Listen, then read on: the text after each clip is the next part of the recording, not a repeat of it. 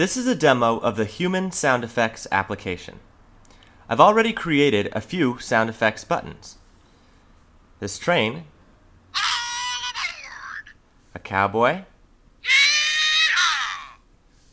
and a football. Your buttons can be absolutely anything. I'll show you how it works. Let's navigate.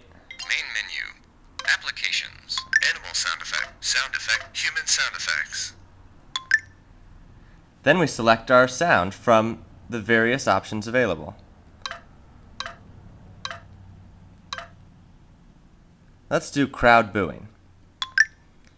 Now the pen instructs us to draw an icon that will be used as our button. It can be anything, and since I'm not a very good drawer, I'm just going to write boo in a little sound bubble and double tap. Now, anytime you want to hear a sound, all you have to do is tap that button. If you want to hear that sound on repeat, simply hold down on the button.